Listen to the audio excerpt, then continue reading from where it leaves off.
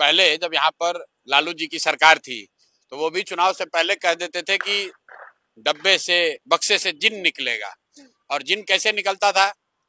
लोग लाठी के बल पे, बंदूक के बल पर, कट्टे के बल पर लोगों को वोट नहीं देने देते थे, बूथ लूट लिया जाता था। ये परिपाटी बिहार ने देखी है।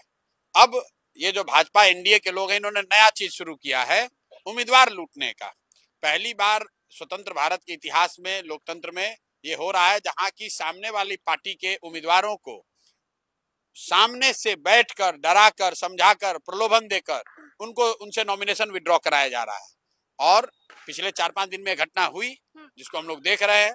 और देखने के बाद आज मैंने प्रेस में बताया है कि भाई देश की जनता देखे कि जिस दानापुर से भाजपा बता रही है कि रीतलाल यादव बहुत बड़े क्रिमिनल हैं, बहुत बड़ा बाहुबली नेता है, उनके सामने भाजपा को वोट पड़ना चाहिए, वहां पर जनसुराज का जो उम्मीदवार अखिलेश कुमार उर्फ मुटुर शाह, जो उस दिन नामांकन के अंतिम तिथि के दिन गायब हो गए, लोगों ने कहा कि रीतलाल यादव ने इनको उठा लिया।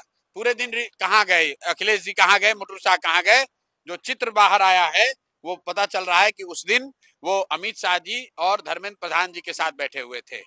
तो मेरा सीधा सवाल ये है कि सर, आप दुनिया के सबसे बड़े पार्टी के नेता हैं, आप गृह मंत्री हैं, एक सज्जन शिक्षा मंत्री हैं, आप चुनाव के नॉमिनेशन के दिन जन सुराज के उम्मीदवार के साथ उसको अपने साथ क्यों बैठाए हुए थे? वो क्या कर रहे थे?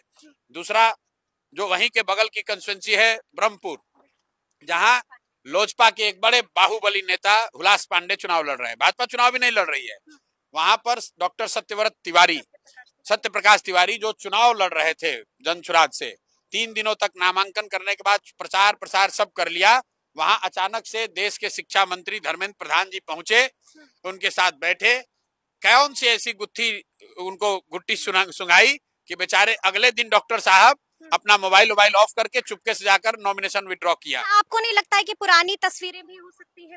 बिल्कुल हो सकती है। इसलिए धर्मेंद्र प्रधान जी को ये क्लियर करना चाहिए भाई कि ये पुरानी है कि नहीं है।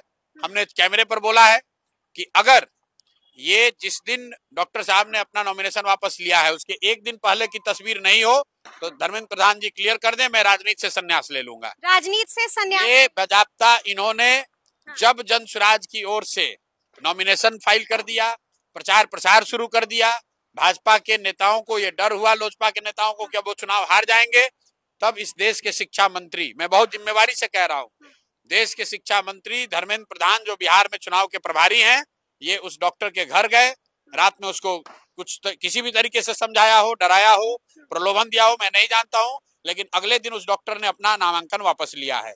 तो मैं सीधे देश की जनता के सामने, बिहार की जनता के सामने ये बात रख रहा हूं कि भाई आपने बूथ लूटते हुए देखा था, अब ये उम्मीदवार लूटे जा रहे हैं।